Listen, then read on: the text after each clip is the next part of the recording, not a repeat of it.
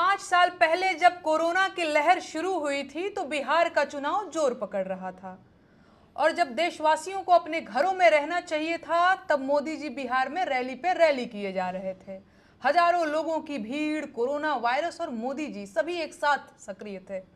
और उसके बाद मौत का जैसा तांडव हुआ था, उसे लोग शायद ही कभी भूल पाएंगे।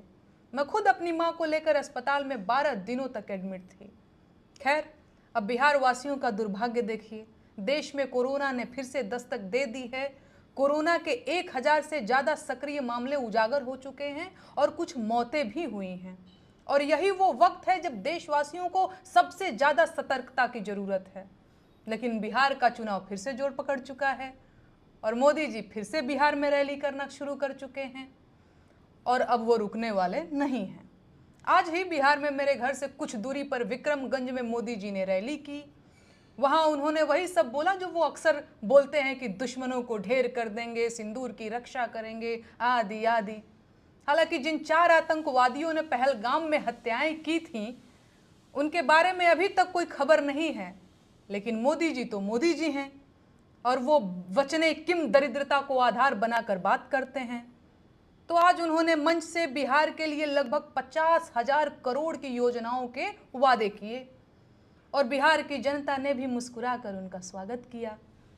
पर मोदी जी शायद ये नहीं जानते हैं कि अगर बिहार के लोग आपकी बड़ी बड़ी बातों के जवाब में सिर्फ मुस्कुरा रहे हैं, तो इसका मतलब ये है कि वो आपके बारे में आपके अनुमान से ज्यादा जान चुके हैं और अब आपको चुप हो जाना चाहिए। लेकिन जो चुप हो जाए वो कैसा मोदी जी? तो वे धारा प्रवाह बोलते रहे और मंच से ही आतंकवादियों की लाशें गिराते रहे।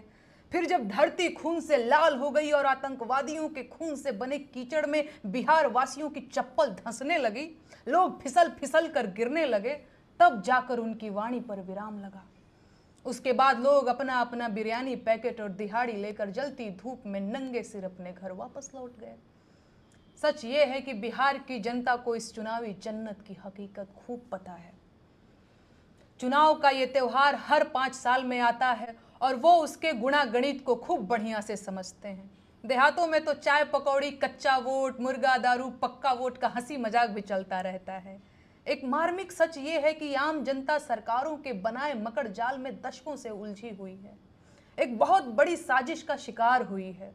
जनता को अनपढ़, गरीब और बेरोजगार बनाए रखिए, फिर चुनाव में पैसे देकर और खिला पिलाकर नारे लगवा लीजिए, रैलियों में भीड़ जुटा लीजिए, वोट ले लीजिए और खुद को जनता के हृदय का सम्राट घोषित कर दीजिए। अरे ये भूख, गरीबी और बेरोजगारी